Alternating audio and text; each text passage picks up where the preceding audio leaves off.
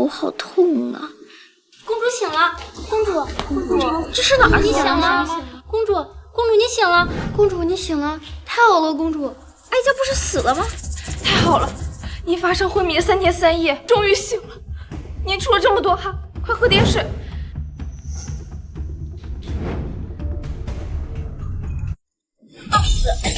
竟然给哀家喝这种洗茶壶的水，哀家的声音为何变成这样了？公主饶命，这已经是内务府这几日送来最好的茶叶了。他为何叫哀家公主？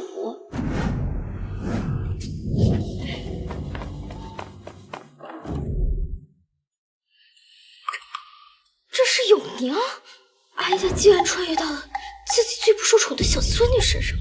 既然是这样，那我得尽快告诉小皇帝成王谋反的事情。小皇帝呢？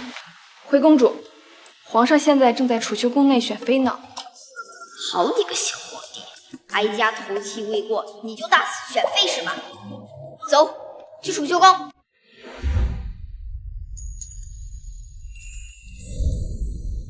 皇上，人都到齐了。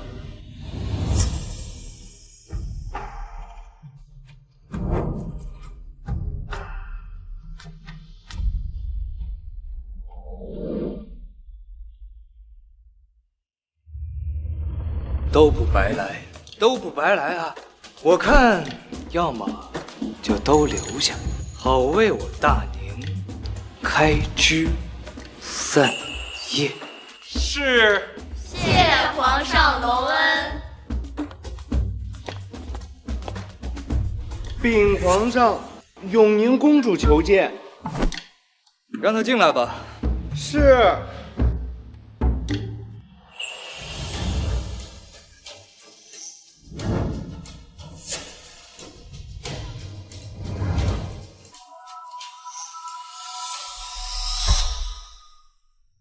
奇怪，是朕看花眼了吗？这永宁的神情怎么那么像母后？永宁，既见父皇，为何不行礼啊？这小兔崽子，还让你母后喂你！回皇上，本公主怕这礼你受不起。哦。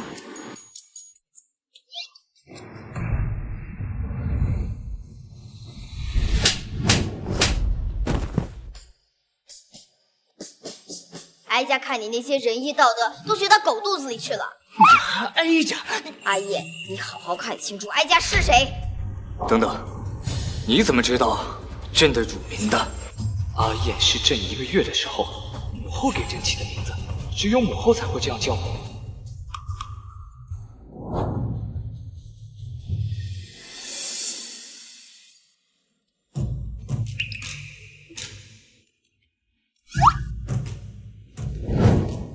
母后，可您不是死了吗？怎么，哀家没死，你好像很不高兴啊。如今哀家死后头七未过，你就来大肆选妃，当真是极为孝顺啊！哪有，母后，儿子真的太想你了，我真害怕，一辈子都见不到你了。哀家养的孩子，哀家自己知道。虽然他确实晚日了，但终归心地善良，绝不可能是如此不孝之人。到底怎么回事？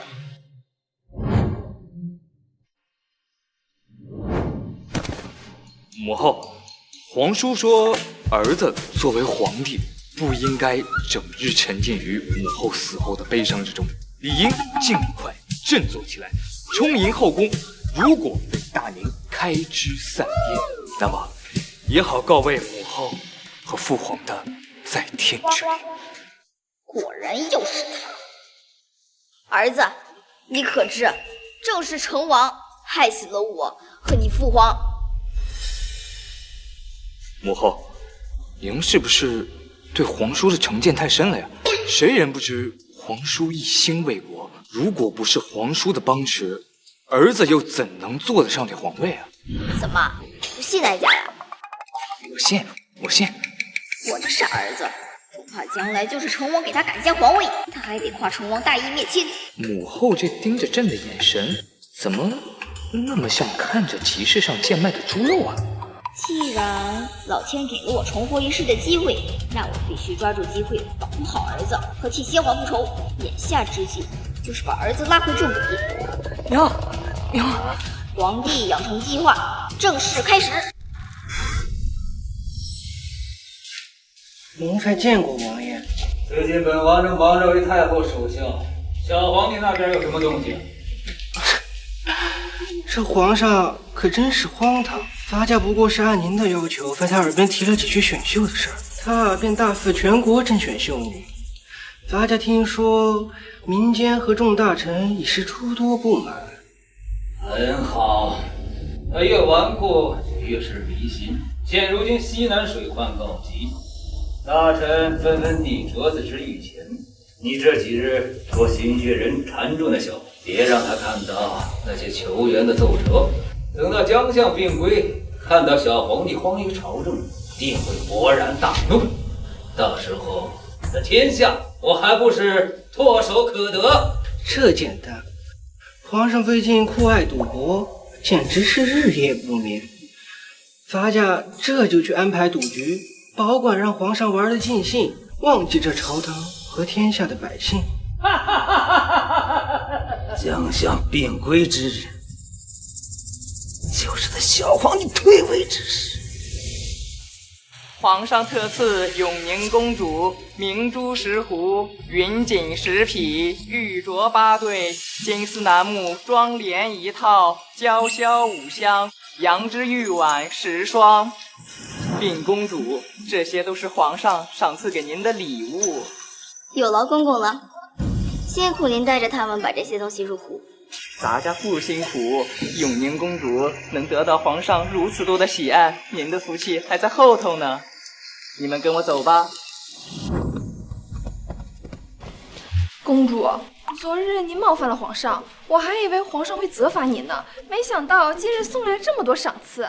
他孝敬给我东西，那是应该的。皇上这个时辰是不是已经下朝了，在御书房批阅奏折呢？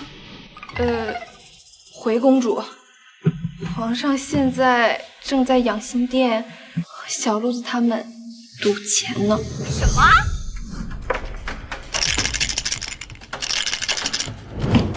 小，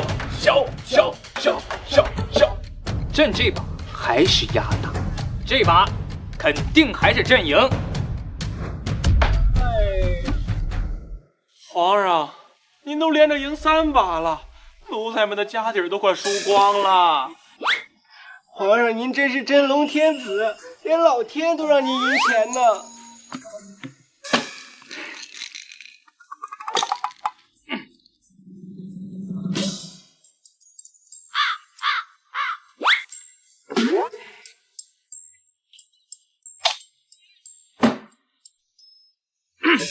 不是朕跟你们吹呀，这放眼整个大宁，朕的赌术要敢排第2，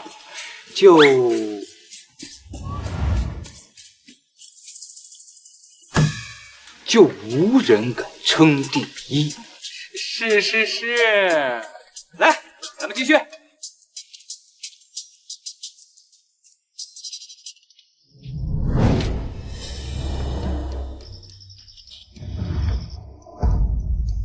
母后，您怎么来了？你们在玩骰子吗？我能加入吗？正好可以借着这个机会啊，帮儿子戒掉毒瘾。难道您也会玩骰子？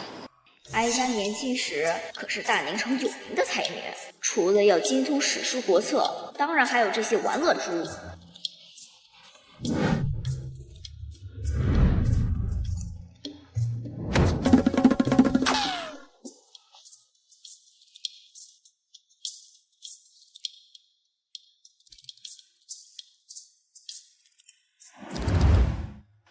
那就您来陪朕玩吧。朕这一日赢啊，也有点乏了。朕也没想到，朕的赌术竟然如此厉害。哎，只是您一会儿输了，不要哭鼻子才是。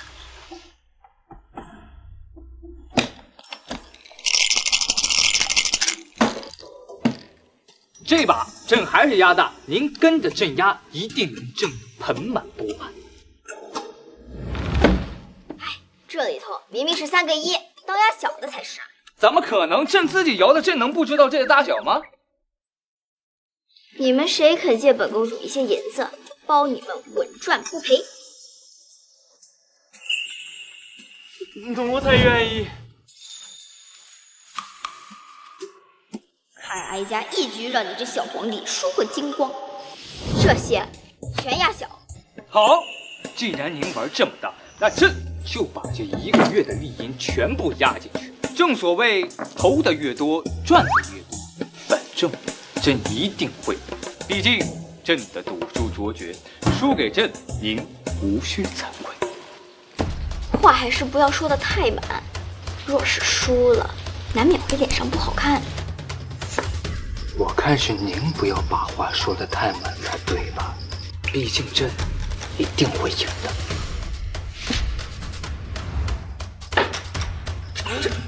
真的是小。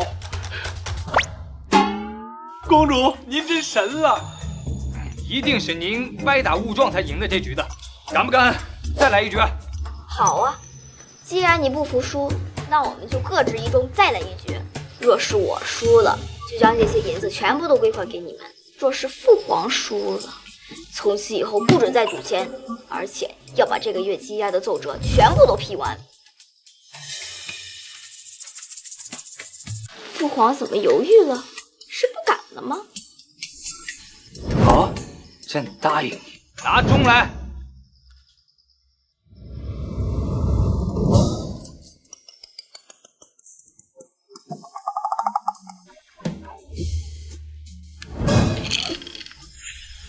朕就不信朕会一直这么帅。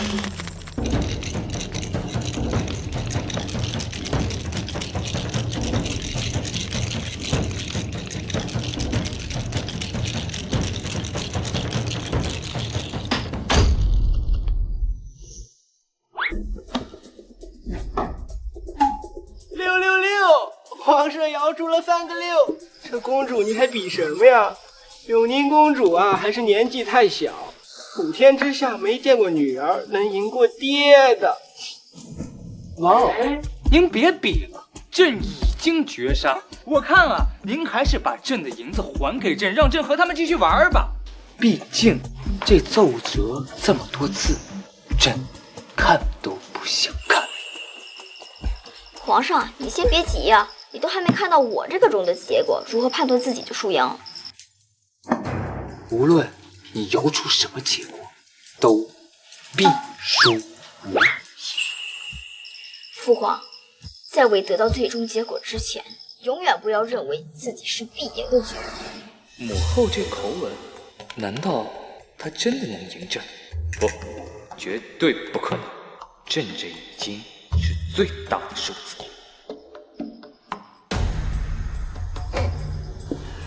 公主这么自信，还以为有什么转机呢，原来啊是俺想多了。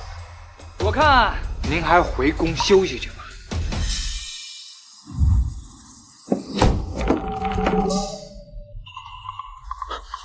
6661，公主赢了！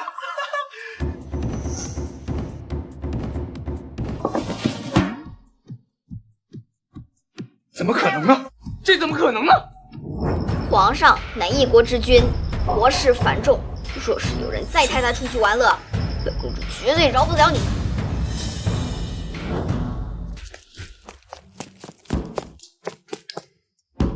小皇帝，你娘始终是你娘，我就问你一句，你服是不服？母后，儿臣自然是服您的。哀家多次提醒过你，都是你一叶障目、狂妄自大，不把别人的提点放心上。你要知道，君王治国最忌装聋自大。儿臣知错了。既然这样，还不快履行承诺，批阅奏折去！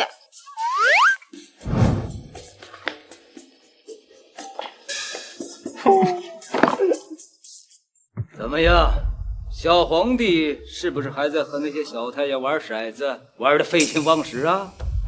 回王爷，现在皇上正在养心殿批阅奏折呢。什么？奴才办事不力，还请王爷责罚。到底怎么回事？是那永宁公主赢了皇上，皇上这才不得不履行赌约，认真批阅奏折。什么？萧可生性顽劣，他怎么会听那个罪不受宠小女儿的话？奴才也不知道。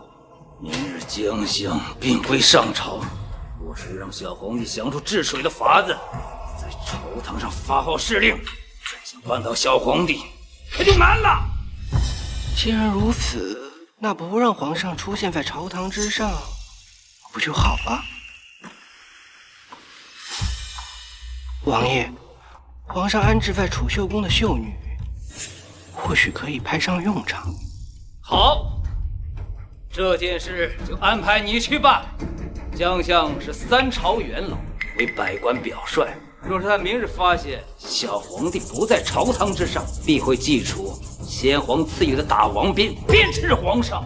众大臣也会跟风上书皇帝不贤，逼他禅位。待本王登基之日，绝少不了你的好处。奴才谢过王爷。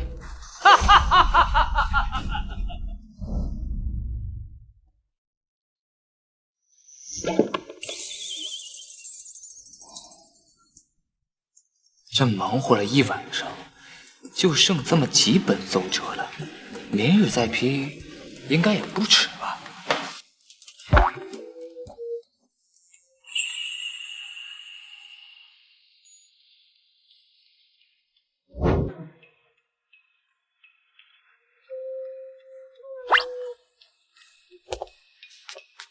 嘘。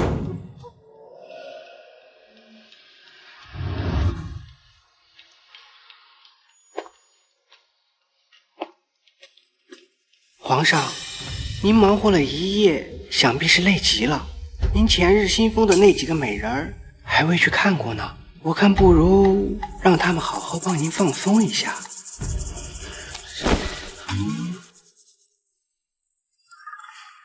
摆驾，储秀宫。是。美人，别跑啊，美人！来呀，皇上，我在身后呢，皇上，快招呀！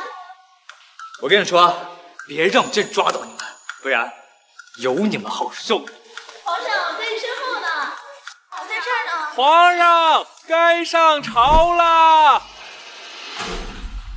朝堂之上有皇叔在，我一日不去没什么的。今日别再来打搅我。奴才明白。美人，咱们继续。什么？今日皇上没去上朝？是啊，公主。如今西南水患，王爷、将相和一众大臣正在紫宸殿等着皇上做决策呢。将相可是出了名的刚正不阿，而且他手里掌王鞭，更是能上打昏君，下打奸臣。若是儿子真惹恼了将相，再加上成王在背后撺掇，儿子的皇位恐怕难保。走，我们去找皇上。荒唐！水患猖獗，灾民到处流离失所，地方官员层层向上递中得到御前，却至今没有得到处理。朝廷每年给你们发那么多银子，是让你们吃空饷的。相爷，您也不能怪我等啊。自从你因病休养后，皇上没了您的监督，就再也没来上过朝。什么？王爷，你身为皇上的皇叔，又被先皇赐予监国之权，你为何不直接向皇上禀报？您这可是冤枉我了。我得知此事后，就第一时间来告诉皇上，可是他也根本不把我这个皇叔放在眼中啊。相爷，恕臣说句大不敬的话，这皇上啊，别说是成王殿下了，就是太后在世，恐怕也管不住他呀。这话怎么说？太后故去，头七未过，咱们这个皇帝陛下应大肆举办选秀，说要充盈后宫。臣苦心相劝，嘴皮子都磨破了，可是这皇上也不听臣的啊！放肆！大宁向来一孝传家，不有指民，这是无人；不孝贤母，这是无德。若是失了仁德，他的皇位能坐得稳吗？皇上呢？这都什么时辰了，他怎么还不上朝？已经派人催鼓，皇上正忙着在储秀宫和几位新封的秀女玩乐，不让去打扰他。这也太不像话！今日可是将相病归首次上朝，难不成现如今皇上连将相这个相爷也不放在眼里吗？岂有此理！诸位，随我一起前往储秀宫。本相身为皇上的相父，一定会给各位一个交代。请，大王便。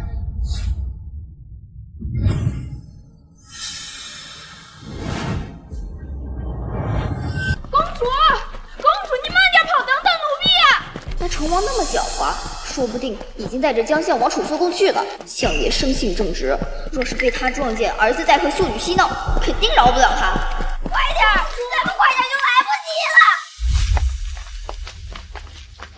及了！相爷，就算您要责罚皇上，也得等私下里啊。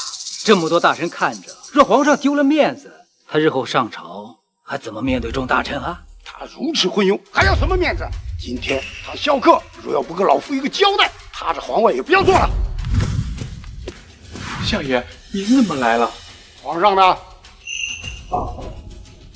皇上不在。美儿，状告你了。我明明听到皇上的声音，你这个狗奴才就说皇上不在。相爷饶命！老臣愧对先皇和太后啊！太后尸骨未寒，这等不忠不孝之徒，却还在沉迷享乐。今日老夫定要用先皇所赐大王鞭打死这个昏君，另立新皇。相爷英明。萧克被废，萧氏一族便只剩我一人，本王称帝指日可待。难道是本相听错了吗？刚才一瞬竟听到了太后的声音。您还在等什么？大明的江山社稷可不能毁在皇上手里啊！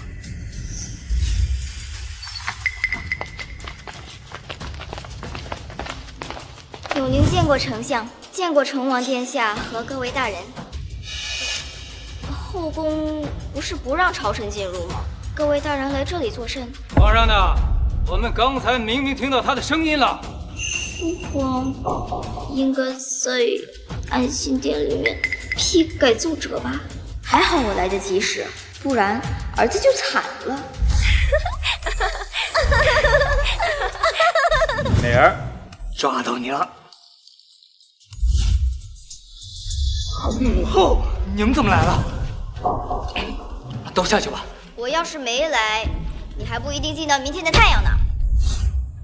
到底发生什么事儿？成王正带着将相往这边赶呢。他们若是看到你这副荒唐的模样，你觉得你这个皇位还能坐得安稳吗？完了，将相素来刚正不阿，他要是知道我这样的话，那肯定会废了我的。母后，我应该怎么办啊？还不快去里面躲着！好你个小娃娃，分明是在撒谎！皇帝到底在哪里？成王，永宁公主只是个孩子。来，您别哭了，我代表成王殿下给你赔不是了，还不赶紧来哄？不是我，真的心肝啊！你们谁欺负他了？不是我，皇上，成王殿下刚刚很大声的把公主殿下吓哭了。你这个奴才！皇叔，就算您平时对我有再多意见，尽管跟我开口便是。啊，不是，我听臣解释。公主，是臣不对，臣不该这么大声对你说话。也罢，既然成王殿下是有心赔罪，那公主给原谅你了。敢问皇上，你方才在哪儿？可知否西南水患之事？朕自然是在这养心殿批阅奏折，至于这水患之事，朕自然是知道的。既然皇上早就知道，那想必早已想出应对之法了吧？那是自然，我早已有办法了。还请皇上细细讲来，我等洗耳恭听。那个水患之事，我哪知道怎么处理啊？您不会是不知道吧？我怎么会不知道？父王，你不是告诉过我解决方式吗？怎么自己倒忘了？回各位大人，处理水患，首先要做的就是修建沟渠，然后再引西南之水入以南汉地。而且父王还特许从国库拨3000两，重建西南。对，就是这样，朕就是这么告诉永宁的。皇上英明，这真是皇上您想出来的办法？这当然是我父皇想出来的方法。成王殿下，你从一进门开始就一直在问我父王在哪里，而且现在还出言质疑我父皇。这不知道的还以为殿下您有心为之，想要对父王不利呢。不慎言，皇上，臣绝对没有。皇叔不必惊慌，朕自然是相信皇叔的。既然如此，臣等告退。臣等告退。母后，我错了。错在哪儿？错在我没有听您的，没有好好的去批奏折，所以才不知这水患之事。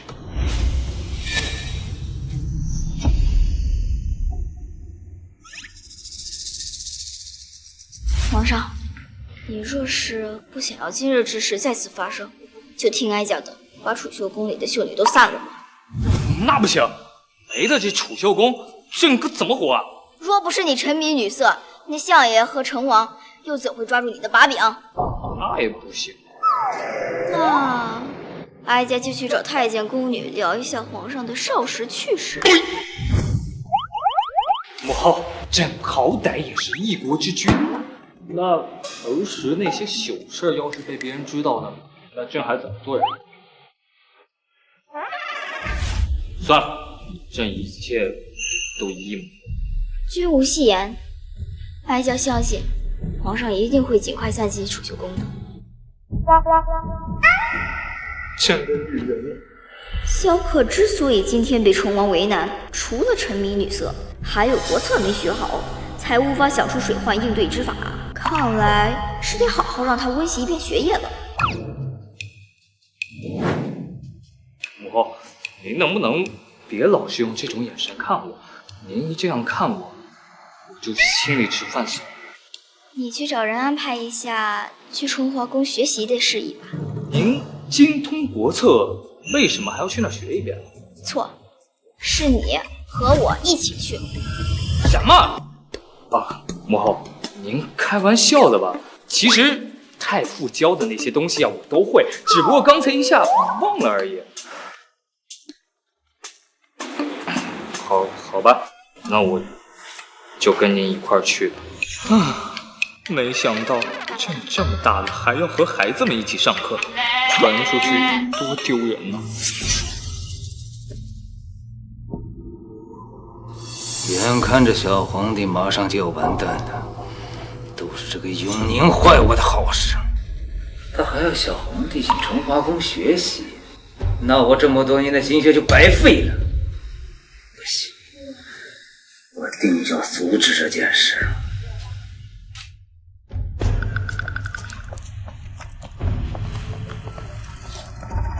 舅舅，不是说您带着江相去宫里找皇上了吗？我带着江贤。原来是这样，那永宁不过是个爬床婢女所生的公主，舅舅不必放在心上。万不可掉以轻心。本王瞧着那永宁，竟有几分太后的身子。皇上那边，你一定要阻止他进崇华宫。舅舅放心，皇上最是宠爱本宫，此事交给我，你且放宽心。你们稍等，我去去。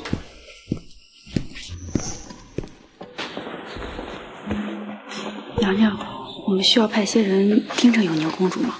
不必听舅舅危言耸听，皇上最宠爱的一直都是我的威仪。至于那永宁孤苦伶仃，皇上不过是可怜她罢了。淑妃娘娘，小的刚刚得到消息，皇上今晚翻了您的牌子，您快些回宫准备着吧。看到了没有？这后宫皇上只专宠本宫，也只会听本宫一人之言。皇上，你怎么这么久都不来陪臣妾？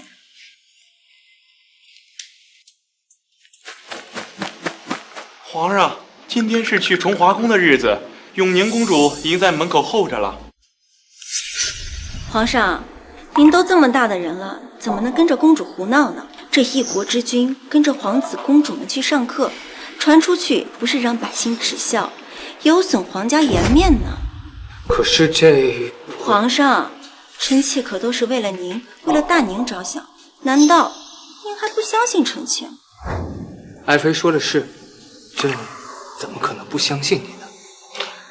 你出去跟永宁公主说，朕今天身体不适，这崇华宫啊，就先不去了。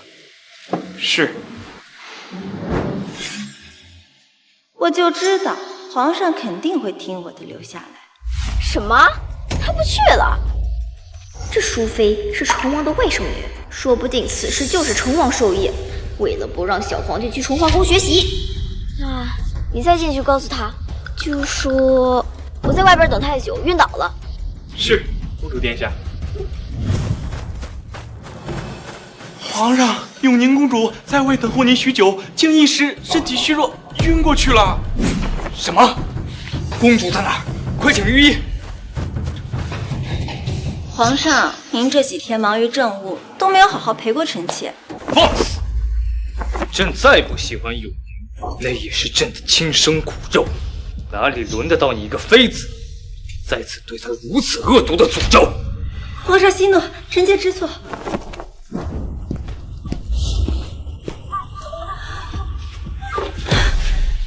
这永宁究竟使了什么诡计，居然让皇上如此偏爱他？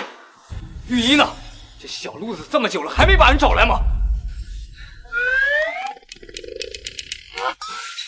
不用了，哀家好得很。母后，您不是晕倒了吗？有你这样一个儿子，哀家的确是该气得晕倒。下点。哎，还不快跟哀家去崇华宫！哎呦，疼疼母后，慢点。哎呦，母后，您别拉朕，朕自己走就是了。走。见过父王，见过父皇，见过父王。微臣见过皇上。我这段时间挺用心教皇子公主的，应该没有犯错呀。皇上怎么突然过来了？父不必多礼，今日皇上他也是来学习的。那大家请坐吧，咱们开始上课。今天讲的是《诗经》，关关雎鸠，在河之洲，窈窕淑女，君子好逑。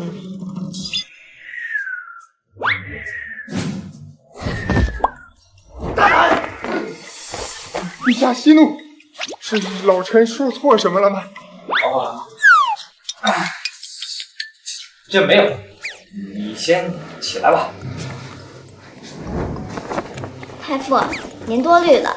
其实皇上只是觉得你讲的实在太好了，所以想要自告奋勇，想让你考考他。母后，您真是我亲母后啊！这原来是这样，皇上满腹经纶，还这么谦虚，真的是让老夫刮目相看呀。相考论不上，老夫正好有一些事情想要请教皇上，还请皇上指教。太傅请讲。如果发生饥荒，国库存粮稀缺，是先开仓放粮，还是督农劝桑？这个问题问得好啊。这个啊，反正现在又没有饥荒，我看我们暂时不需要考虑这个问题。太傅，要不换一个吧？哎，陛下怎能这样说？太后故去之前曾讲过，未雨绸缪，方为治国之策。太傅，皇上把大宁治理得很好，所以没考虑到此问题，也是情理之中。要不让八皇子来回答吧？回太傅，如果城内真的闹饥荒，应该以救急为主，先开仓放粮，稳住民心，再奔令劝农，方解此局。八皇子说的对呀，治国如同治水，稳定民心最为重要。父皇，看来八皇子哥哥比你还厉害一些。朕身为一国皇帝，学识竟还不如6岁的儿子，难道真像母后说的，朕是个无能的纨绔君王？明明我才是父皇最宠爱的公主，要向父皇证明我才是最厉害的公主。幼娘，你怎么能这么没有尊卑，胆敢指责父皇胸无点墨？虽然知道温宜是维护朕，但这话听着莫名心虚啊。本公主跟你说话呢，你是聋了吗？这温宜平时在哀家面前素来乖巧，怎的今天这般无理取闹？那你想怎么样？你那么大言不惭地说弄父皇的不是，我们让太傅再出一次题。你敢不敢与本公主比学识？温宜妹妹不仅是父皇最疼爱的女儿，更是太傅最得意的学生。这永宁怎能跟温宜妹妹比？温宜，你莫要胡闹，赶快坐回去！这大宁谁不知母后当年第一才女的名气？这温宜怎敢在母后面前如此放肆？怎么，你不敢了？还蛊惑父皇为你说话？这温宜小小年纪就能说出如此狠毒的话，可知淑妃没少在她面前提永宁母妃的不是。我断不能让淑妃母女二人把这后宫搞得乌烟瘴气。好，我比。太傅请出题。眼下两位公主针锋相对，我且随便出个最简单的题目做做样子就可以了，以免得惹火烧身呐。二位公主请听，千字文的第一句是什么？这太傅出的题怎么这么难？竟然连朕也不会。天地玄黄，宇宙洪荒。所以他们都会，只有我不会。这题太简单了，你出些生僻的题目。请问二位公主，正宫皇后宫中共有多少根蜡烛？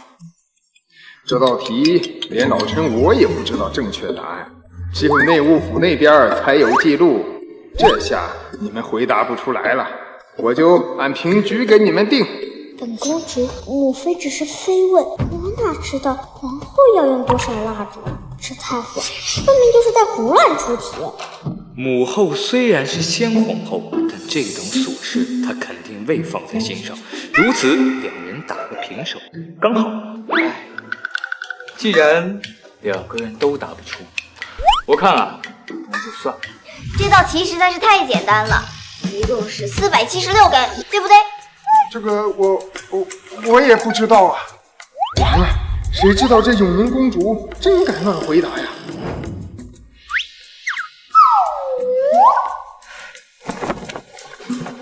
来人，奴才在。去查查寒庄宫的蜡烛一共有多少根。是。九宁，我看你就是随便说个数吧。父皇在这儿。温宜，你怎敢如此对永宁说话呀？还不快回去坐着！父皇，你别信，以前父皇都是喜欢我和母妃的，自从永宁醒过来以后，你就不喜欢我们了。温宜，温宜，你怎么哭了？皇上，您对臣妾有意见，何必为难温宜呢？她还只是个孩子。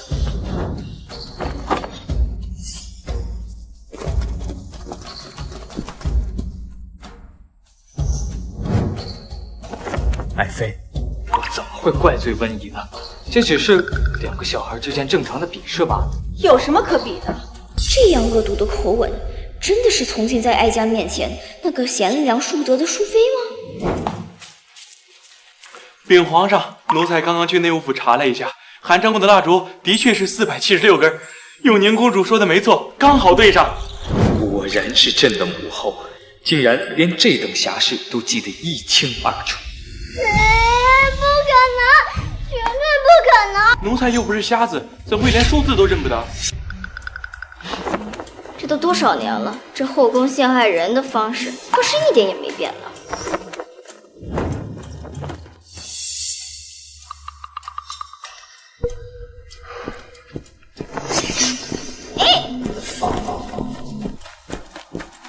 不是，特他的眼神什么意思？还真当哀家会推自己的小孙女啊？我可算是知道他为什么斗不过成王了，这不纯是缺心眼儿吗？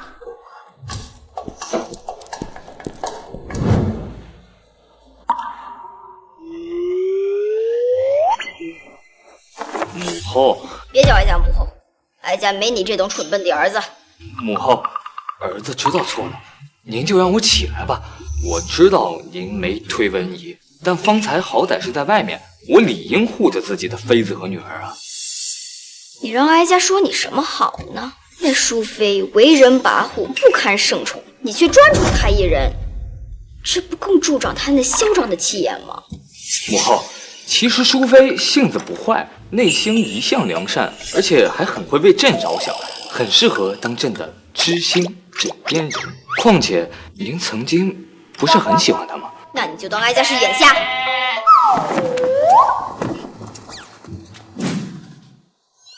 母后，这俗话说得好，母子之间哪有隔夜仇啊？哎呀，您就原谅我吧，我就什么都听您的便是。哦，是吗？那行，哀家给你半个月时间，将国策融会贯通。有什么不会的，就去问太傅、问将相，或者是哀家和你的皇后都可以。要是学不会，就别想进后宫。母后，能不能换一种方式？这样是不是太为难朕了？小路子已经将撤牌的旨意传下去了，皇上有这时间跟哀家辩解，不如早早开始学习呢。这小路子不是朕的贴身太监吗？什么时候成了您的心腹？乖儿子，加油！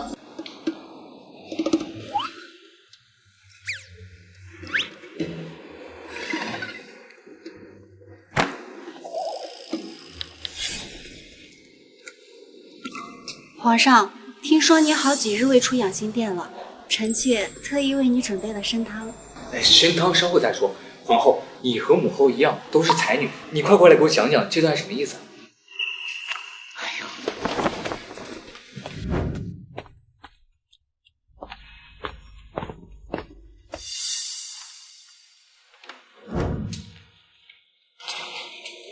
这段的意思是……还是你讲的有道理。那这段呢？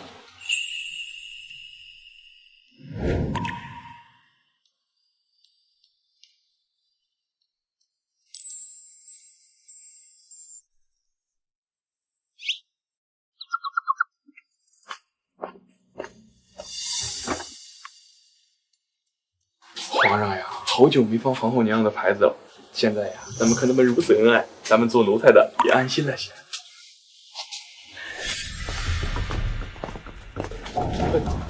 淑妃娘娘，皇上跟皇后在养心殿学习国策呢，吩咐了不许外人打扰。放！你个狗奴才，睁大眼睛看清楚，本宫是外人吗？可能是奴才听错了，皇上说的是不许任何人打扰。大胆！你敢这么对娘娘说话？奴才也并非有意为难淑妃娘娘，只不过现在皇上学习势头正盛，如果您进去了，岂不是打扰他的兴趣？那为何皇后可以？皇后博学多才，满腹诗书，还能为皇上解答疑惑。您要是有这本事，你也可以进。本宫一介武将之女，哪会咬文嚼字、断章实句呀？这还是奴婢第一次见淑妃娘娘吃闭门羹。小路子公公，你好厉害呀！刚才呀，我也吓坏了，但好歹洒家手永宁公主的耳濡目染，气势不能输。我告诉你啊，永宁公主可是个能人。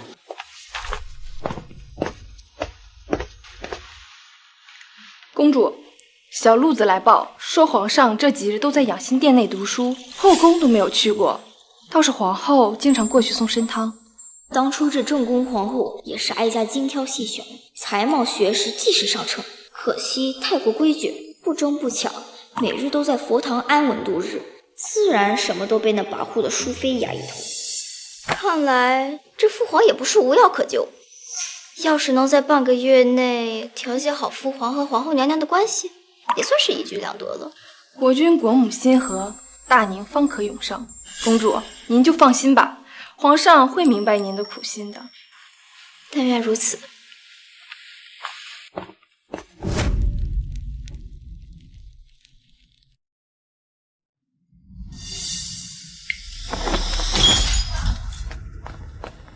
永宁缠着皇上也就罢了，皇后算什么东西？居然也学胡妹子那般来勾引皇上！母妃，人家是正宫皇后，不用勾引父皇，也拥有一切的。这要说起来，都怪太后那个老东西。当初本宫跟江令贤同时进宫，要不是那个老东西非要立那个贱人为皇后，说不定现在住在寒章宫的就是本宫。母妃，皇后娘娘是将相孙女，身份高贵，从小就当做皇后教养，那等胸襟气度，咱们比不了。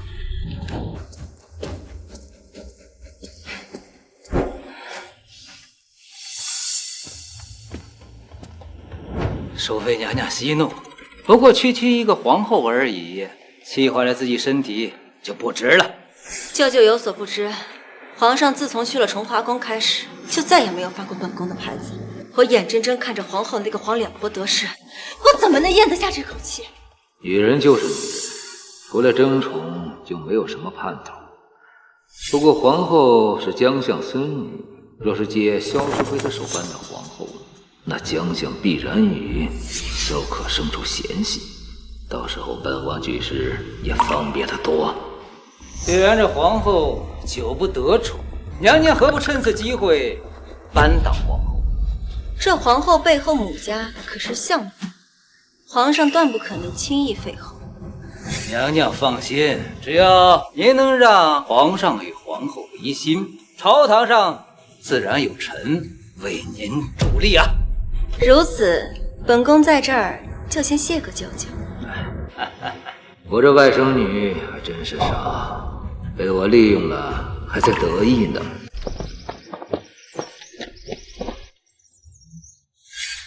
公主，那不是皇后娘娘吗？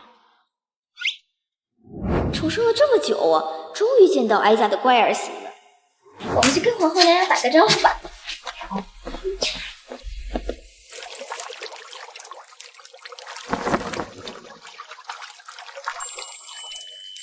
娘娘，奴婢真为您高兴。最近您的状态越来越好了，脸色也红润了许多。难道本宫之前状态不好吗？还说呢，您之前大门不出二门不迈的，就守着一方佛堂度日，任由淑妃爬到您的头上作威作福，皇上几乎都快忘了您。不过现在你们二人整日在一起，真是让人好生羡慕啊！他是大宁的皇上，并非我一个人的郎君。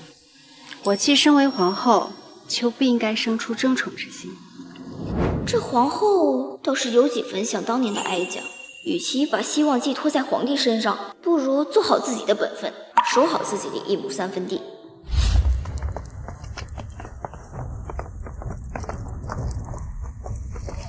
哟，听说姐姐不是日夜陪在皇上身边，怎么今日有闲心到这来喂鱼了？啊，莫不是性子太过无趣，被皇上厌弃了吧？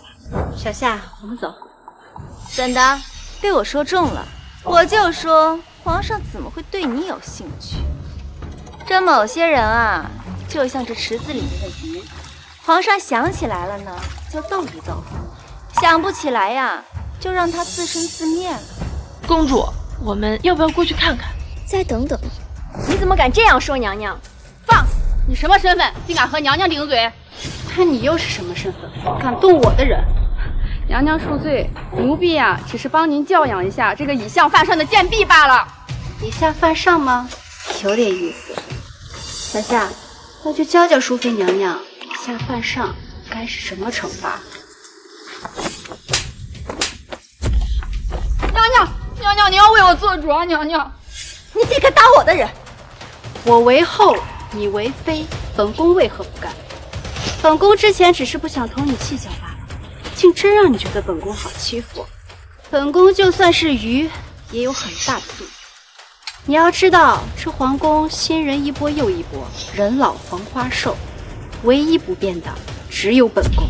能和皇上名字写在一起的，也只有本宫。妃就是妃，就像那御花园里的花，第一眼看着新鲜，看久了却觉得乏味。你。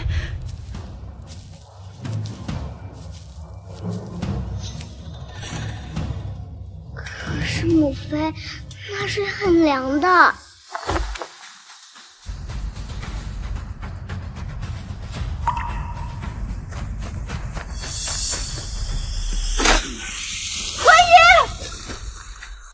文姨，来人！救命！文姨，文姨，皇上不可呀！皇上，您的龙体为重，快来人啊！快把公主救出来！文姨，文姨，你怎么样？姐姐，就算你看我不顺眼，你也不能拖文姨下水呀！她还只是一个孩子。淑妃娘娘，谋害皇嗣，这是多大的罪名！你可不能这样乱说。而且分明是温宜公主自己跳下去的，请皇上明鉴。你是皇后娘娘的婢女，你当然会向着你们家娘娘。皇上，你一定要为我们家娘娘做主啊！皇后娘娘近几日因为陪圣驾，很是得意，竟然跑到我们家娘娘面前炫耀。就连奴婢替我们娘娘还了几句嘴，竟被皇后娘娘的人打成这样。就连温宜公主也是被皇后娘娘推下水的。淑妃，温宜是你的亲生女儿，你竟敢拿她的命来构陷于我！皇后一向恪尽守礼，不像是会挑事的人。温宜，你从来不对父皇说谎话，你且告诉朕，你究竟是怎么落水的？父皇，是皇后娘娘，皇后娘娘推的我。你这孩子怎么如此扯谎？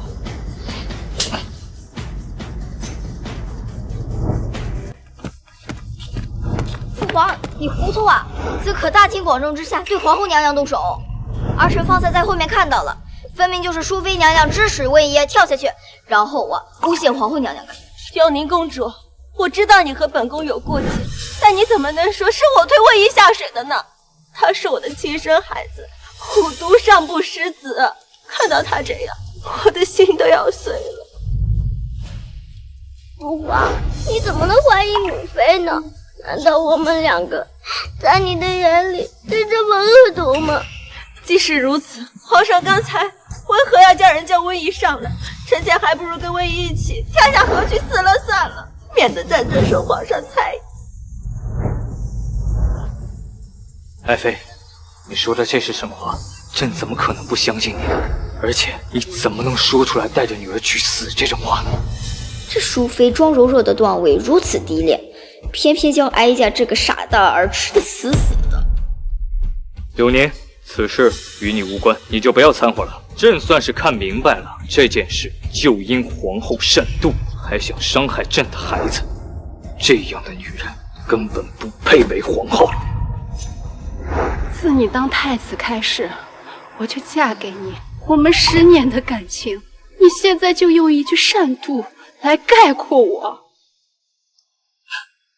我是女人，我就算会嫉妒，我有错吗？本宫就算再有怨，也不会对孩子下手。父皇，您绝不可轻信一面之词呀！皇后娘娘可是你的结发妻子呀！放肆！朕之前就跟你说过，不许再对永宁说如此大逆不道的话。公主，本宫知道你是一片好心，你不必再为本宫求情，免得你父皇责怪于你。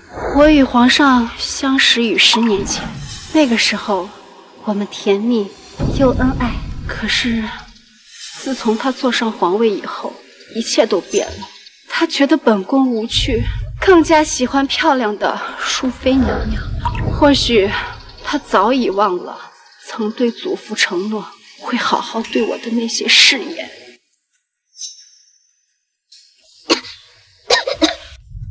父皇，温宜好难受啊！皇上，这明明是姐姐错了，怎的还突然提起了姜相？莫不是在威胁皇上吧？你莫要再拿姜相来威胁朕，你德行有亏，谋害皇嗣。就算相爷今天当面与朕对峙，也不亏欠你们姜家分毫。眼前克儿一心认定是哀家的乖儿媳推了瘟疫，淑妃定然是不会松口的。看来这事还得从瘟疫身上下手。好一句不亏我江家，你当真是瞎了眼了，萧克，连谁对你是真心的你都看不明白。大宁有你这个昏君，如何能万世长久？来人，把皇后带下去，禁足含章宫。没有我的允许，谁都不许让她出来。皇上饶了娘娘吧，娘娘真的没有推文艺公主下水。我是想揍死你个畜生！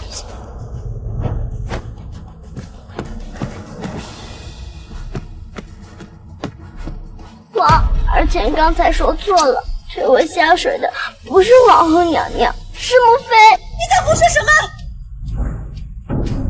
皇上恕罪，万一他是胡说的。我没有胡说，就是母妃想要陷害皇后娘娘，所以才让我跳进水里。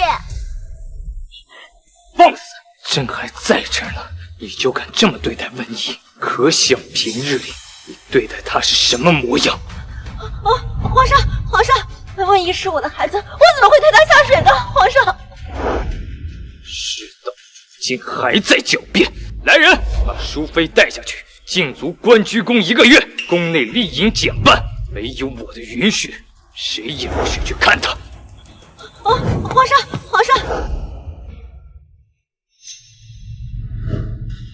臣妾告退。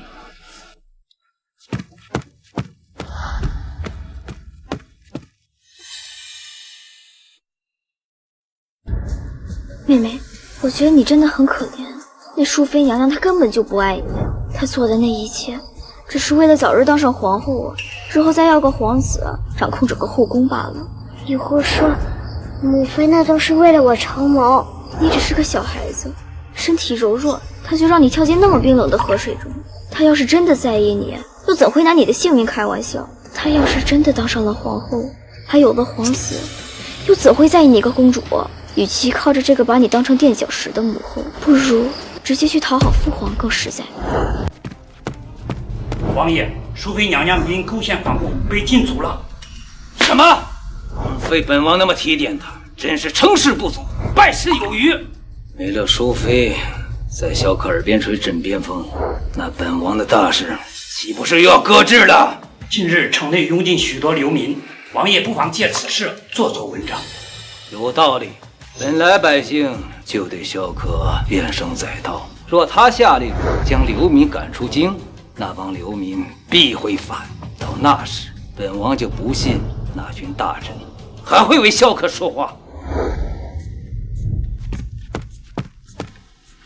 主子，皇上已经在外面站了1个时辰了。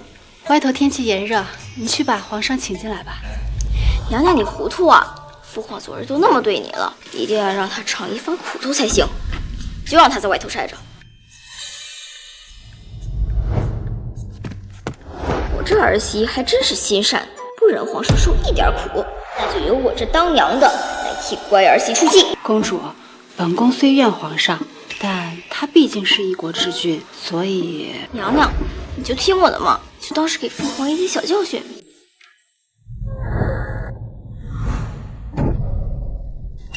回皇上，娘娘说您还是先请回吧，她现在正忙着和永宁公主说体己话呢。你进去告诉皇后，朕不急，等她什么时候有空了，朕再进去便是。哎呀，皇上啊，您可就别再惹皇后娘娘生气了。别人呐是面壁思过，咱们呀可要被太阳烤化了。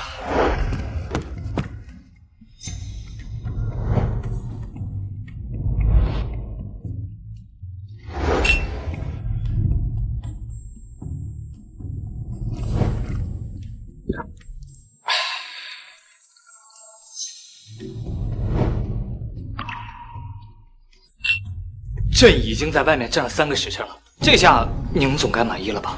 皇上为什么对永宁说话这么恭敬？本来就是你错怪了皇后娘娘，理应向她赔罪，怎么就连这点苦头也吃不了？行，儿臣知道错了。皇上，您刚刚对公主自称什么？完了，这皇上不是真的被我气傻了吧？竟然开始自称为公主的儿子。不，肯定是我疯了。永宁分明是皇上的女儿。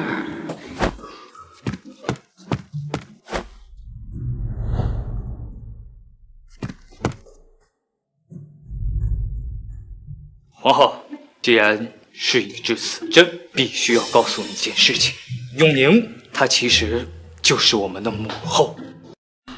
皇上，你万不可拿臣妾开玩笑。母后刚去世，你怎么对她如此不敬？何况她分明是永宁公主。乖儿媳，还是你知道为哀家着想。当初哀家向将相承诺，克儿不会负你。如此想来，是哀家对不起你们江家。这熟悉的口吻，母后曾经就是这么叫本宫的。母后，儿媳见过母后。乖儿媳，快起来，不必多礼。哀家现在的身份只是永宁公主。自从您走了之后，儿媳真的很想您。哀家知道你是一个有孝心的，不像哀家这个混账儿子一样，让你玩了吗？乖儿媳，昨日的事说到底都是哀家没有教育好克儿，让他中了那淑妃的温柔刀。哀家这儿子也没什么坏心思，就是耳根子软，容易被人迷惑。你且多担待一些。母后言重了，儿媳不敢。不过没事，如今有哀家在，他若是对你不好，哀家就狠狠地收拾他。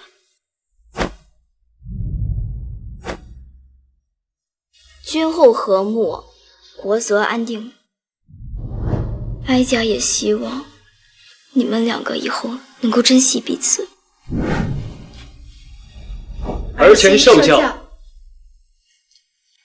禀皇上，近来3位侍女，大量流民都涌入到了京城，已经严重影响到了百姓的生活，还请皇上圣裁。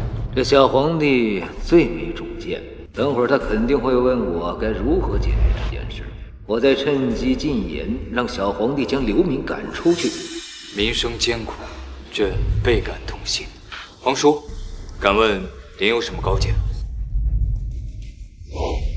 回皇上，那些流民虽可恶，但京城的百姓才是皇上的子民，把那些无知流民统统赶出去，免得寒了京都百姓的心。皇叔，你这话说的不对，天下是天下人的天下，本就没有什么流民之分。为他们搭造一个遮风避雨的简要住所，这样至少不会让他们流落街头。再开放粮仓、施粥建棚，等时机成熟了，给他们找个生计。皇上英明，皇上英明，皇上英明。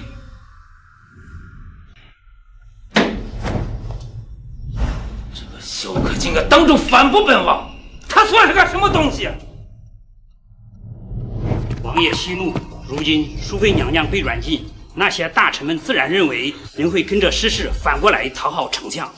你说的不错，这个萧克仗着朝堂上有将相给他把关，翅膀是越来越硬了。若是让他得了民心，那还得了？王爷，既然小皇上想建棚施粥获得民心，那么咱们可以借此机会在粥里下毒，皇上就洗不清这残害百姓之罪名了。有道理，他想仗着这点小小的恩惠安抚民心，那我就让他被万民唾骂。你找个信得过的心腹去办这件事，务必要万无一失。奴才遵命。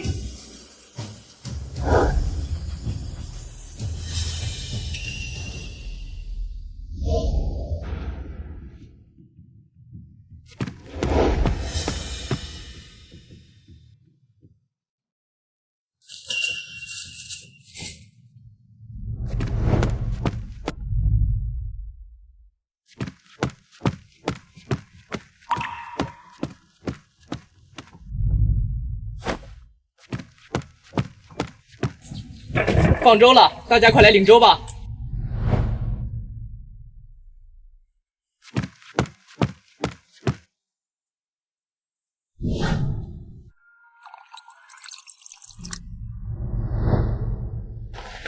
多亏了皇上让我们有栖身之所，不然我们现在还睡在大街上呢。我大娘有这样的皇帝，真是百姓之幸啊！皇后，您尝尝这些，这是我专门让御膳房给你做的。客人，你慢些，哎，这嘴里都塞不下了。哎呀，母后，以前都是您操心儿子，现在有了这难得的机会，我自然得多孝顺儿您。不过，你这次安置难民这些事情，你做得很好。母后，若不是您要求我去崇华宫学习，朕自然不会把此事办得如此漂亮。克儿真的有在越变越好，也不愿哀家重获这一次。但成王那么狡猾，绝对不会善罢甘休，还是不能掉以轻心。不过施粥建房这件事，一定要亲自盯着进度。儿子遵命。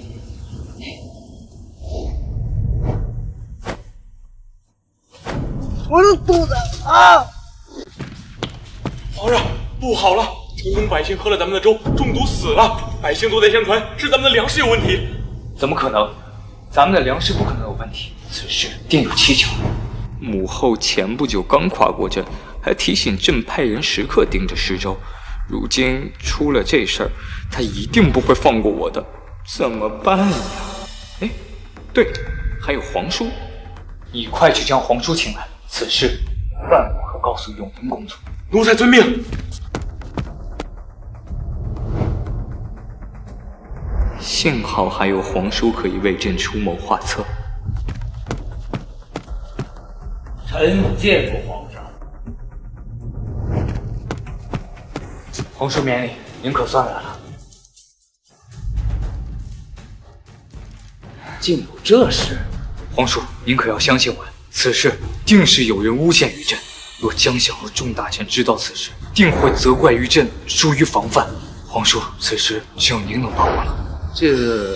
皇叔，你尽管放心去查，无论查出来是谁，朕都会为您做主。既然如此，老臣遵命。太好了，那就请皇叔尽快查明凶手，还朕一个清白。这小皇帝还真是没脑子，竟让本王这个幕后黑手亲自去查，到时候正好将这事嫁祸到江相一派大臣的身上。公主，皇上对您还真是用心，就连祈福物品都是别人的2倍。你这丫头，就这么一点东西就把你给收买了？他对我那么好，都是应该的。大家伙们快看，我刚才看这辆马车是从皇宫里面出来的，这里面坐的一定是那狗皇帝的亲戚，我们大家可不能让他们跑了。这是怎么回事？回宫主，一群流民挡住了道路，不让我们走。他是公主，就是他爹，要置我们于死地，大家不要放过他们。你们这是什么意思？哎，公主，你快别出去啊，快回来！你们为什么要说父皇要置你们于死地？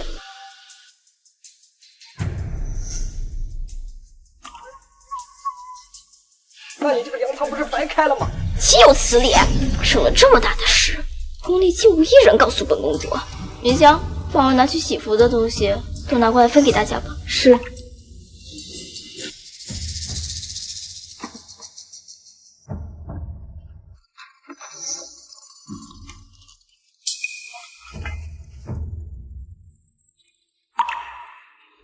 我出来带的东西也不多，不过也可暂填温饱，请诸位放心，此事我已知晓。等我回去，一定会禀报父皇，让他查清此事的来龙去脉，给你们一个交代。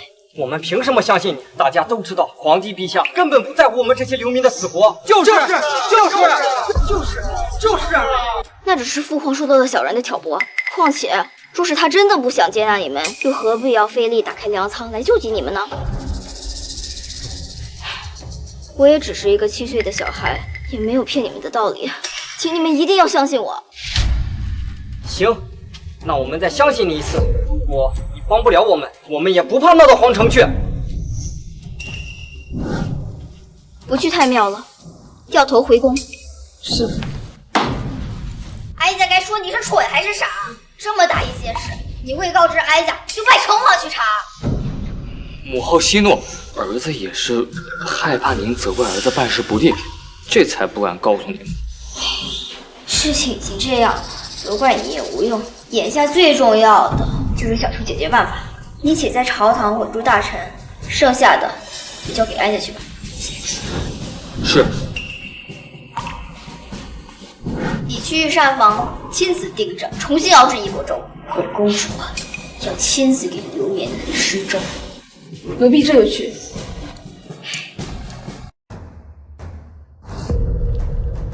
皇上施粥了，大家快过来呀！这皇家的东西我们可吃不起，万一一个不注意吃死了人，我们去打深渊。就是打着为我们好的旗号，其实就是不把我们这些蝼蚁的性命放在眼里。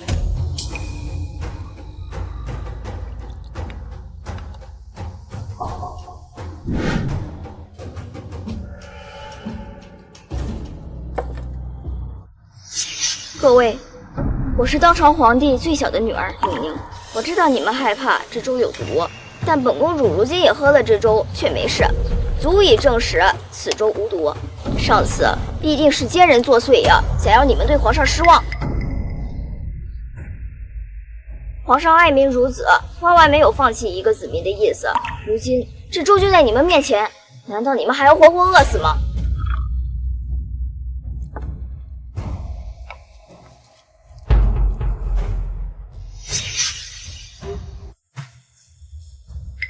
皇上再怎么样也不可能对自己的女儿下手。既然公主喝了这粥无事，那么我们再相信皇上一次。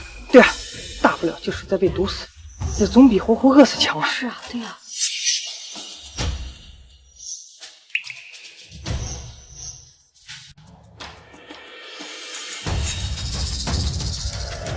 公主，今日的粥都分完了，带来的水果也给大家都分下去了。刘明清喝了永宁公主带来的粥，我得回去将这事告诉王爷。谁在那儿？想必一定是上一次投毒的人。你拿着本公主的令牌，去官府那儿叫人去，一定要追上他，不能让他再次跑了。公主，公主，要去也是奴婢去啊！怕什么？怎么这么快就不见？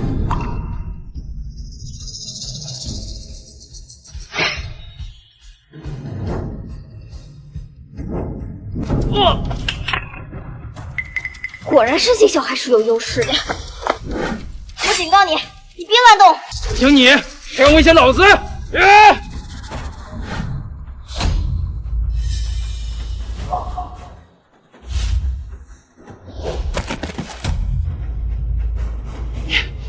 你个7岁的小姑娘，怎么可能会用这么精湛的剑法？分明就是你太菜了。哀家年轻的时候也是学过武的，入宫后就很少展示了。现在看来还是有些底子的，只不过这副身体确实弱，不过用了一点力气，哀家就开始头晕了。公主，公主，你没事吧？哎，把这人捆起来带走。是。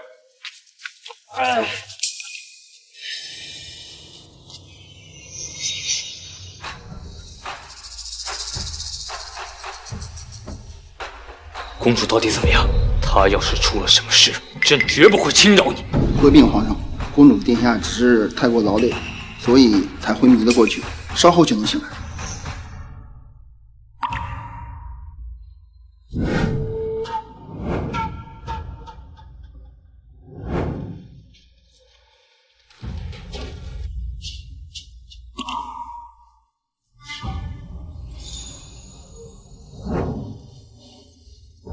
您醒了，是朕不好，朕就不该让你一个人出去。你要是出了什么事儿的话，朕可怎么办？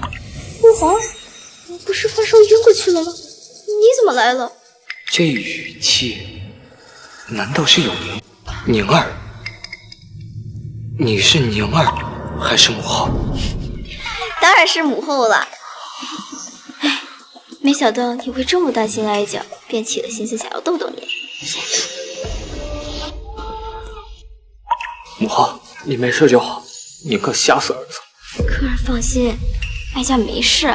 倒是那给周下毒的刺客，可有审过？皇后已经差人去审了，只不过这幕后黑手着实可恨，不仅给周礼下毒，还伤害于你。若是被我知道是谁人想要对你不利，我定不会轻饶那人。其实那人并没有伤到哀家，不过能借此机会让科尔看清成王的嘴脸，也是可以的。母后，您终于醒了，如此儿媳也能安心了。乖儿媳，哀家没事。那刺客可审出结果来了？快说，是谁人给朕的子民下毒，还要加害朕的母后？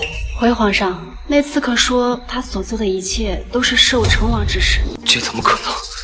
怎么就不可能？你记不记得哀家刚穿过来跟你说了什么？儿子，你可知正是成王害死了我和你父皇？难道这一切都是成王所为？那当然了，你这榆木脑袋，非得让那老东西再害死你母后一次，你才敢相信是吧？不，我不会再让他伤害你了。没想到这一切都是他所为，枉费朕那么相信他。母后，儿子错了，是儿子被那奸人所蒙骗，还天真的以为他是为了我好，才导致年轻日差点又被那奸人所伤害。可儿，现在能认清他的真面目，为时不晚呢。是啊，皇上，如今您能幡然醒悟，我们尚有反击成王的机会。皇上，成王求见，说是找到了下毒的真凶。好啊，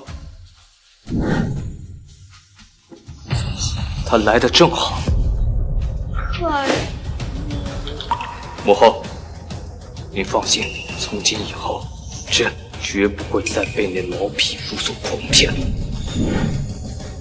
代驾，养心殿。回皇上，宁臣调查的下毒事件已有了眉目，那背后下毒之人正是刘侍郎，是吗？那皇叔可有亲眼看到刘侍郎去流民窟下毒啊？臣虽未亲眼看到刘侍郎下毒，但近日他经常派人鬼鬼祟祟去到流民窟，此事定与他脱不了干系。皇叔说的对，说来也巧，永宁在施粥之时恰好碰见了那下毒之人。按照皇叔所说，那下毒之人理应是刘侍郎的手下，可在审讯之时，那人却说是皇叔的手下。竟有此事？请皇上明察，此番定是有人故意陷害龙城。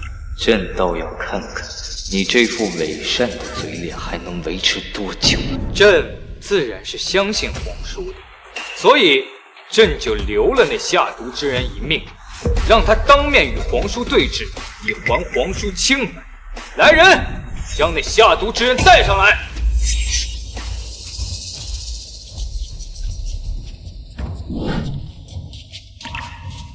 皇上，属下什么都招，就是王爷指使属下去流民下毒，求您不要迁怒于属下的家人。大胆奴才，图构陷北王！皇上，请您一定要相信朕，不要被小人蒙骗。王爷，都这个时候了，您就不要狡辩了吧。皇上，不止这次给你流民下毒，还有太后和小王的死，都与王爷脱不了干系。你这是什么意思？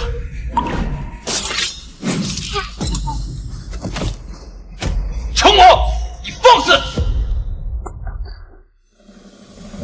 皇上恕罪，此人满口胡言，妄图引发君臣嫌隙，臣不可视而不见，故而将此反贼当庭处死。皇上还站在这儿，一切应当皇上做主。你这么做，是不是不给皇上看在眼里？公公此言差矣，臣乃皇上皇叔，皇上轻信小人之言，臣理应拨乱反正。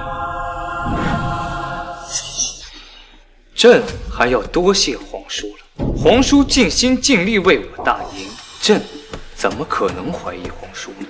还以为这小皇帝长了脑子，看来是我多想了。不过那下毒之人已被皇叔诛杀，可那些流民却依然流离失所，食不果腹。皇叔竟然如此关心那些流民，那不妨把所有家产拿出来，为他们谋取一个生计，这样也好让他们念及皇叔的好。既然你想反，朕就架空你所有的家产，看你还怎么有反叛的资本。皇上，朕待万千流民先谢过皇叔之善举，皇叔大爱，朕有感殊荣。原来如此，是咱家误会王爷了。王爷真是心系子民呐。安抚流民还有其他的方法，臣那点私产也不够啊，能帮一点是一点。小路子，明日你带着永宁公主去皇叔府上清点家产，皇叔怕不够，所以一定要清点清楚，千万不要苦了那些流民。奴才遵命。这个，还有那个，还有那几个，都搬走，一个值钱的都别剩啊！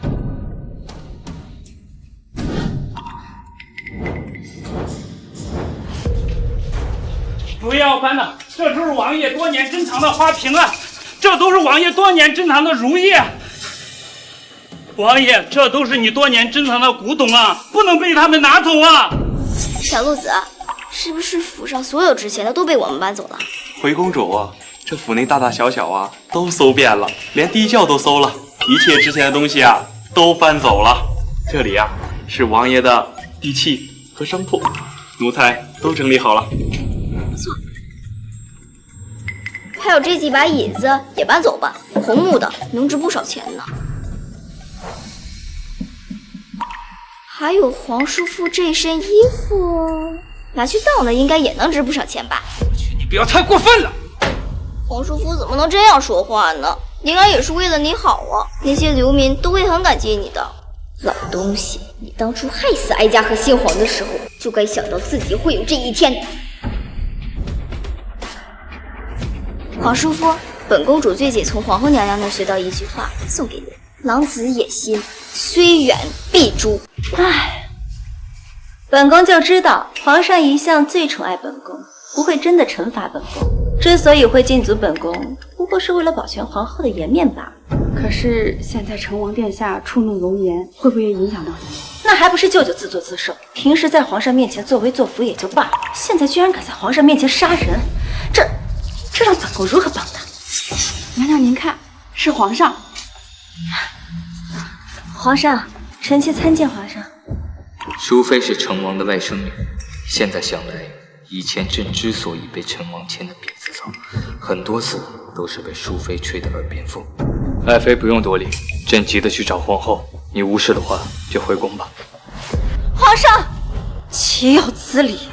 江丽贤那个贱人，果然趁着本宫被禁足，勾走了皇上。本宫一定不会放过他。淑妃娘娘，您可算回来了。舅舅自顾不暇，怎么还有空来我这儿？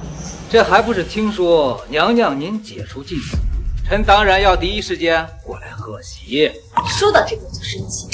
从前皇上最是宠爱本宫，现在不过1月时间，他居然就为了江丽贤变了他。娘娘，您有所不知，这一切都是永宁公主在暗中捣鬼。她不知使了什么妖术，竟让皇上对她言听计从。皇后一向交好于永宁，她当然会帮着皇后留住皇上。竟有此事！本宫以前以为她就是个不受宠的丫头，如今看来，她定是妖孽所为。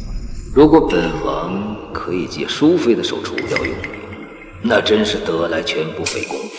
臣有一计可除此妖孽。舅舅但说无妨。3日后，燕国太子宇文池将会来访我大理。听说他此次除了2国正常交流，还想挑选一位公主带回燕国，给自己的儿子做童养媳。若是被挑选的公主是永宁，这说的好听是童养媳，说的不好听，就是质子。若是这永宁能去往燕国，那他就再也不能辜负皇上。舅舅放心，此事包在本宫身上，必给你将这事办得服服帖帖。燕国太子宇文迟携使臣见过大宁皇帝陛下。太子有礼了。这早听闻大宁人杰地灵，到京都几天，当真是见识到，连我这2位使臣大人也一直在夸。尊敬的大宁陛下，臣自小仰慕中原文化，今日随王子殿下到此，可是想与各位比试一番。使臣既然有这份心，那朕定然让你尽兴而归。不知你们想比些什么？臣自小阅尽中原诗篇，在座的诸位可否与我比诗？在座大臣皆是博学之辈，可真让他们出来与燕国使臣比试，他们又会觉得胜之不武，面子上过不去。既然如此，只能由哀家这个小孩子上。父皇，宁儿，父皇，儿臣愿和使臣切磋一下。也好。温宜深得太傅真传，定然不会让朕失望的。本公主才不会给你这个在父皇面前出风头的机会。公主殿下，请听。不知庐山真面目，只缘身在此山中。身无彩凤双飞翼，心有灵犀一点通。看到了吧，本宫的女儿和那贱婢所生的女儿就是不一样。白日依山尽，黄河入海流。不要忘了我们的计划。放心吧，本宫都安排好。公主，请听臣最后一题。人生若只如初见。该死，这句没听过。公主，是不是回答不上来了？才没有呢，本公主只是一时想不起来了而已。这句诗的下一句应该是何事秋风悲画扇。是在下输了。2位公主，好文采。大宁皇帝陛下，贵国的公主果然是文采斐然，臣下不才，愿与2位公主讨教一下剑艺之术。可是本公主根本就不会射箭啊！皇上，放心，交给宁儿就好。这整个大宁，母后的剑术若是称第2，就无人敢称第1。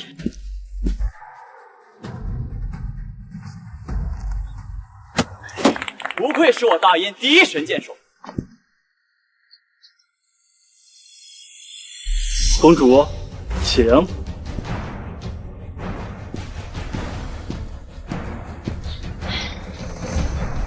公主快射呀！您在犹豫什么呢？快放箭吧，公主！快射啊，公主！快射！快射呀，公主！快放箭！快射呀！温宜，还不退下！吓死老夫了！你看来这大宁文采颇多，武术不行，不像我大燕子女从小就在马背上长大。温宜擅长才学，不善剑术。既然太子都这么说了，那朕就让朕文武双全的永宁公主来向太子和使臣们展示一下。这么小的娃娃能有多厉害？大宁陛下莫要坑骗我等。儿臣已经很久都没拉过弓了。不过既然父皇都发话了，那就请父皇配合儿臣一下。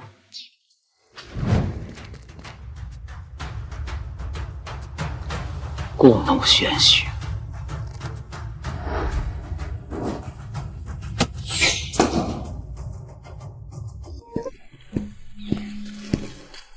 好精湛的建议！原来大宁的公主竟都这么厉害，臣下心服口服。当然，这可是朕无所不能的母后。这不可能！温宜，使臣面前休得无礼。真是一场酣畅淋漓的比拼。不瞒皇上，本王子这次前来不光是为了朝拜你，还有一件事情要麻烦你。王子但说无妨。终于要来了。奇怪，哀家怎么突然有一种不好的预感？臣下育有一子，生下来便被大师算为天命之子，还言说将来会娶一位天命之女。而如今到了这京都，看到2位公主，臣下就知道这趟京都是来对了，还请皇帝陛下准许。赐公主与我大燕。这其中竟还有这等。若说起天命之女，我朝永宁公主自是当仁不让。西南水患、流民之乱，都有永宁公主的作用。这老东西还真是哪儿都有他。眼见着克尔羽翼渐丰了，就想着要把哀家送出去。本宫倒是不知道，在您心里，永宁这么厉害。殿下，我等都很尊重大燕国，但我和妹妹都未及笄。这大宁国还是第一次遇到未及笄就成婚的先烈。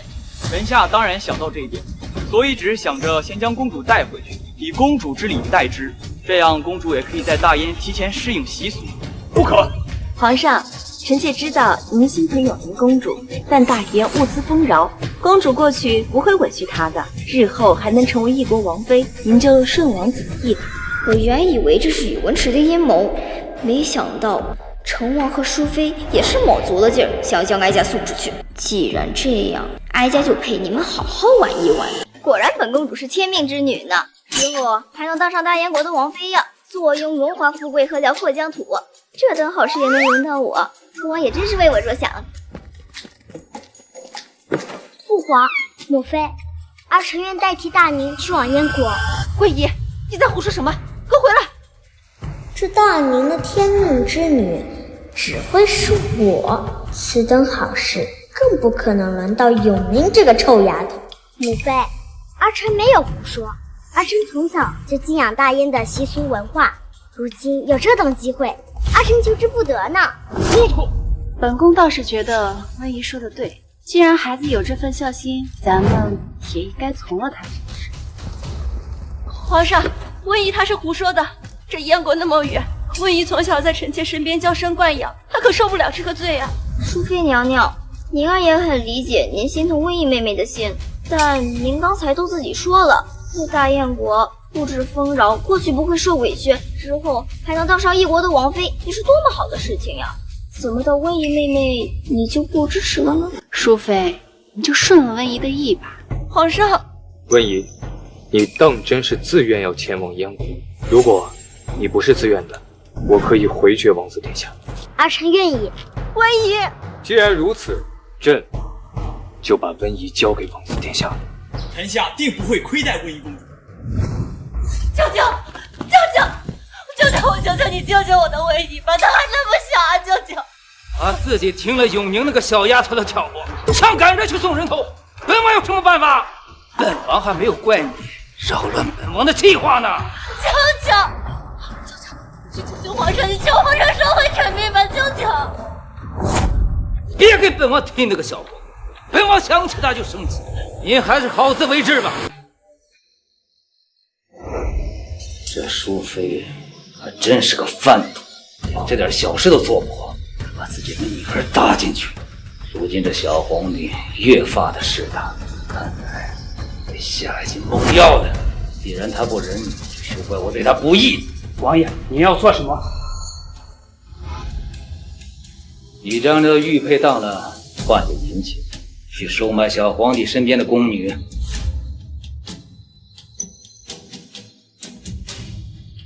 只要将这包鹤顶红下在萧葛长河的汤羹里，必死无疑。公主殿下，您怎么过来了？听说父皇一直都在养心殿，所以想过来看一看。那可不是，自从抄了城隍府呀，皇上就跟变了一个人一样，每天啊都在养心殿批阅之前积累的奏折。你们要时刻提醒父皇注意身体才是。奴才遵命。公公，皇上的汤羹炖好了。往日都是我亲自去取，今天怎么提前送过来了？皇上在里边呢，进去吧。等一下，公主殿下，这汤羹有什么问题吗？没事，只是觉得父皇的汤羹有些许香甜，于是便有些嘴馋。那简单呀，明天呀，奴才就吩咐御膳房，每晚也给您送一份。那就谢过公公了。进去吧。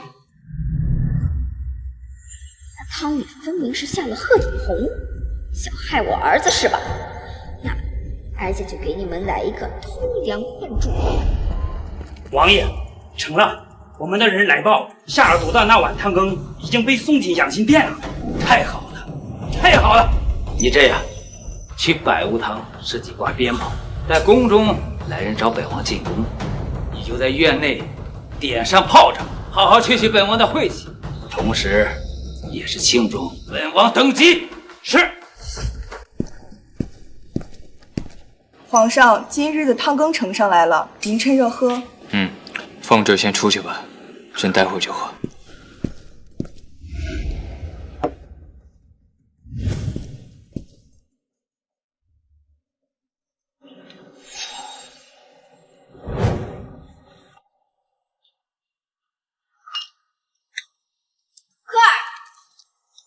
母后，您怎么来了？哀家听说你最近甚是用功，所以特地亲自下厨给你做了你最爱吃的馄饨。原来是这样，母后好久都没给儿子下过厨了。这样吧，咱们现在就去瑶光殿，朕已经等不及了。但这御膳房熬制的汤羹也不能白白浪费了呀。哀家听说淑妃最近呢，正为威仪的事感到伤心，要不我们把这汤羹送给去吧？母后言之有理，那儿子这就吩咐小奴子把汤给送过去。见过淑妃娘娘，今日奉皇上之命，特意来给娘娘送汤羹来了。这可是御膳房特意给皇上做，皇上记挂着娘娘，这不便吩咐奴才给娘娘送来了。娘娘，看来皇上心里还是有您的。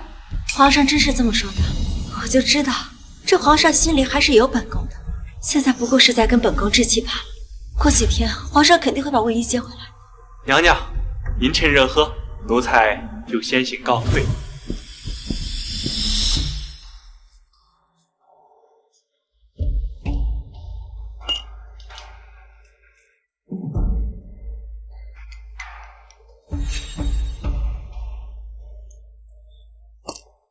这皇上赏的就是不一样。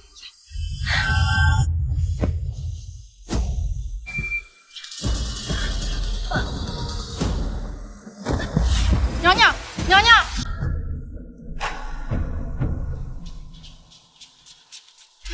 禀皇上，淑妃娘娘昨夜喝了送去的汤羹之后就没了。御医验过之后，发现汤羹里有大量剧毒。什么？那碗汤羹本来是送给皇上您的，阴差阳错送给了淑妃娘娘。要不是永宁公主，恐怕皇上您……幸好有母后救了朕一命。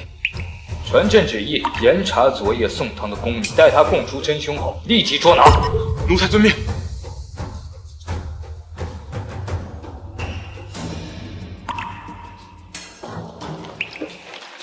王爷，公公，您怎么亲自过来了？是不是宫内出了什么大事了？王爷，您还真是料事如神。既然如此，那就跟咱家去宫里走一趟吧。当然，去给那鞭炮点上，说不定本王这一进宫就不回来了。是。那就有劳公公头先带路了。哈哈哈，哈哈哈哈。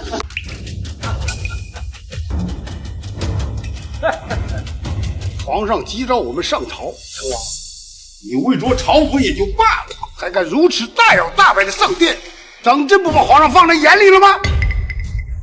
那又怎样？小可一个黄毛小儿，值得被我放在眼里吗？说出如此大逆不道之言，当真是狼子野心啊！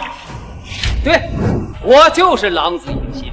自从先皇死的时候，我就筹谋已久，要做这天下的主人。萧克，他一个废物，若不是有先皇和太后的旨意，他担得起这大逆江山吗？先皇正统，虽生性贪玩，但胜在心灵纯良。成王，怎可如此放肆？得了吧，江显，我早就看不惯身在高位，满口的仁义道德，其实还不是为了你江家筹谋。不然你会把自己的孙女嫁给萧克来巩固你江家的地位吗？一派胡言！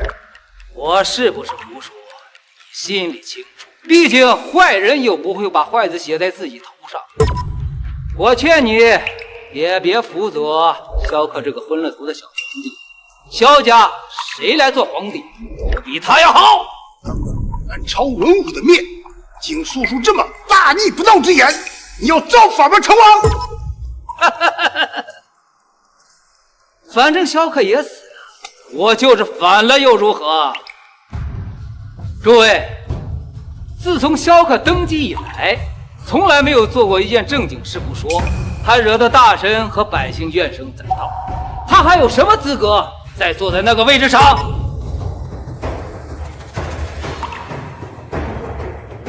我也是为了诸位着想，大宁江山可不能败在萧克手里。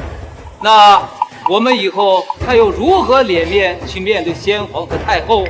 谁说朕死了？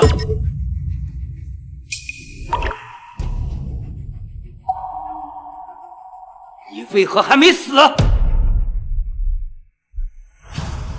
众爱卿都听到了吧？成王狼子野心，意图谋反，危及大宁江山。来人，带下去。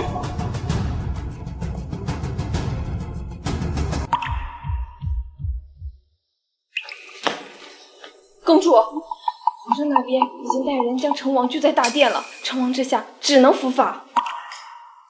成王他那么狡猾老辣，绝对不可能如此轻易就被拿下。你这样，本公主写一封信，你找人交到裴将军手上。裴将军，传闻他常年驻扎在城池边落，防御外敌，骁勇善战，从未吃过败仗。公主何时认识的裴将军？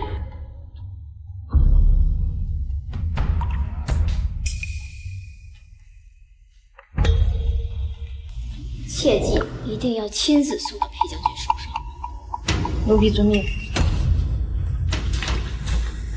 不行，我还是不放心，还是出去看看吧。既然你没死，那你今日找本王进宫是为何？大胆成王，买通宫女，意图毒杀皇上，你可知罪？我不是没毒死他吗？因为你给我的那碗粥，朕给了淑妃。你没想到吧？筹谋已久，竟然亲手害死了自己的亲外甥女。那又如何？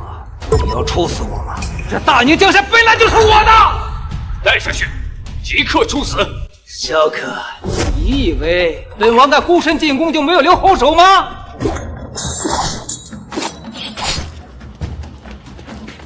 禀皇上，养心殿周围已经被禁军给层层围住了。萧克，你输了。你早就送满了禁军首领，从很早以前就开始筹划这盘棋了。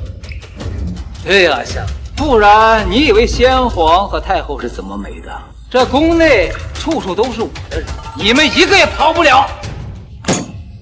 好一个皇叔啊！可真是朕的好皇叔，朕早就应该杀了你。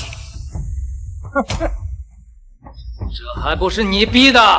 我们本不用兵戎相见，我劝你玩了这么久，就是想让你被大臣和百姓们罢黜。可是你非要与我作对，突然有了脑子，本王自是留不得你。我看谁敢动我父皇！宁儿，父皇，皇叔父稍安勿躁，你这么大把年纪了，还生这么多气，容易不得善终啊！你看看，这不就有前兆了？不知道为什么，这小公主总给我一种太后的感觉。不过孙女相皮也很正常。你都没注意到外边已经没有声音了吗？你这是什么意思？其实啊，我父皇早就注意到了你留了后手，所以特地做了点小准备，请裴将军进京救驾。你的人现在恐怕已经被控制了。他这个脓包，哈哈，你真是会逗我笑。他要是有脑子，会这么多年看不出来我的野心。他是在骂朕没脑子吗？你说的都是真的，裴将军真的来了。若真的是裴将军，那我们就有救了。是啊，裴将军自先皇登基后，便自请调离去戍守城池，10几年来未曾回过京城，但是屡屡为我大宁击退强敌，是我大宁人人敬仰的战神呐！兄弟啊，你还是什么话都敢说。他这般昏庸，裴将军早已是心里不满，他怎么可能会回来救他？况且裴将军从驻地回来，最快也要3个时辰。你现在乖乖伏诛，或许父王还会看在你们同族亲情的份上，给你留个全尸。你别动用你！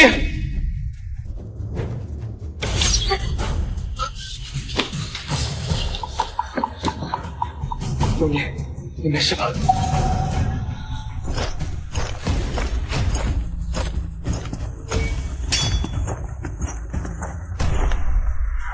臣救驾来迟，还请皇上恕罪。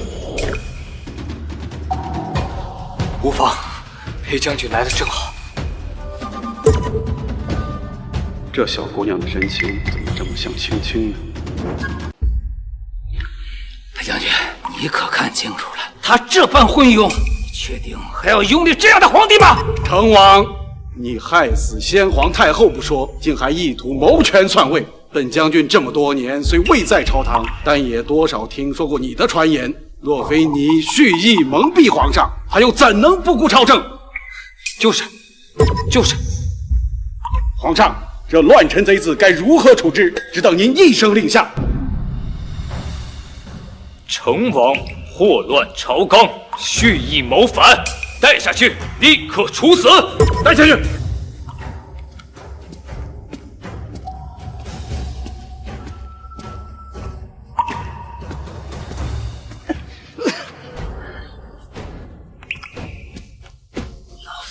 离成功就差最后一步，都怪你这个臭丫头！究竟使了什么妖术，小可对你言听计从。其实啊，成王，你从一开始就错了，害死了我和先皇，又教坏了我的克儿，你现在的结局是必然的。你究竟是谁？你根本不是永宁！都这么久了，你难道还没发现哀家是谁吗？自称哀家，你是太后？原来是这样。我明白了，小可会对你言听计从。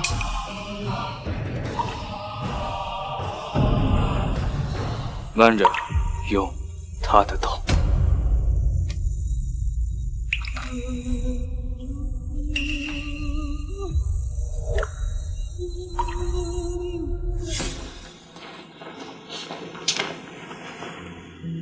禀公主，裴将军求见。该见的人终究还是要见的，让他进来吧。是。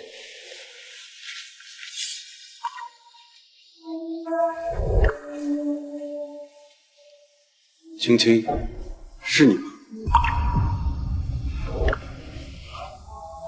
是我。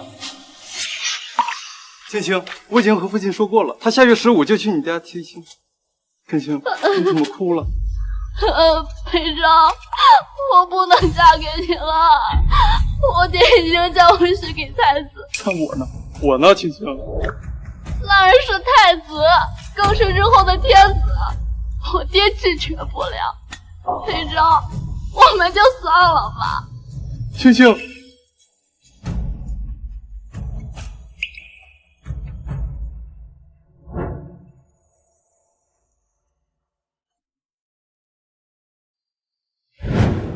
青青，既然我们注定无缘，那你我此生不复相见。我会自请出关戍守，只愿你在宫里一切平安。臣裴昭见过太后娘娘。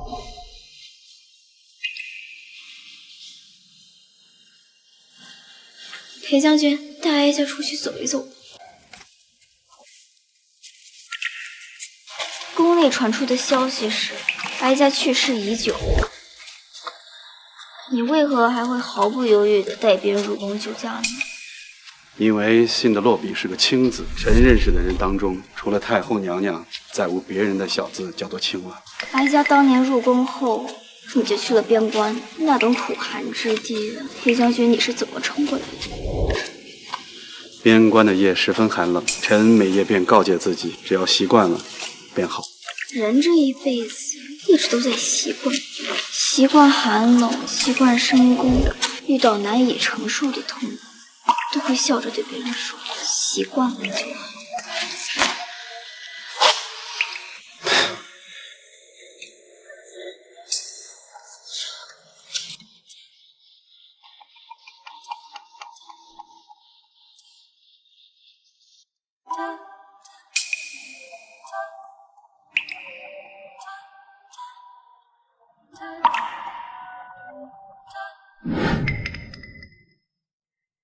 裴少，你老了，都烧出白发了。10几年过去了，臣当然会变老。倒是娘娘现在年少，还有很漫长的未来。也是，不过现在朝堂有将相和裴将军盯着，后宫有乖儿媳种的，哀家也难得落得个清闲。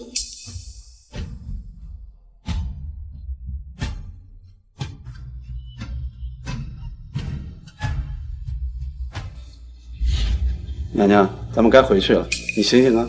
娘娘，娘娘，娘娘，你醒醒啊！娘娘，来人呐！娘娘，你醒醒！快来人呐！回皇上，公主她气息微弱，怕。这怎么可能？怎么可能呢？明明昨天还好好的。一派胡言！你们这些没用的东西！一到这个时候就跟朕说这些没用的，不管你有什么办法，必须把公主给朕救回来。臣也尽力了。滚！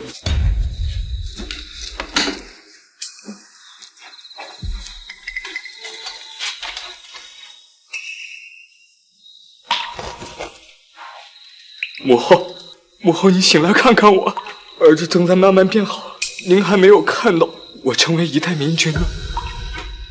您这样，儿子该怎么办？皇上不要太过伤心，许是娘娘太累了，还想再睡一会儿。对，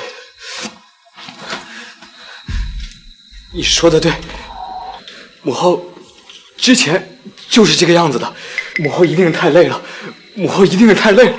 皇上，皇上，不好了！龙溪发生战乱，灾情难以控制，大臣们在紫宸殿等着您过去决策呢。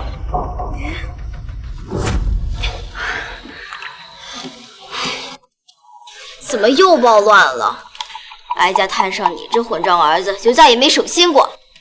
母后，您醒了真太好了，您醒了，儿子就有主心骨了。可是这个陇西暴乱，哎呀，这样的日子什么时候到个头啊？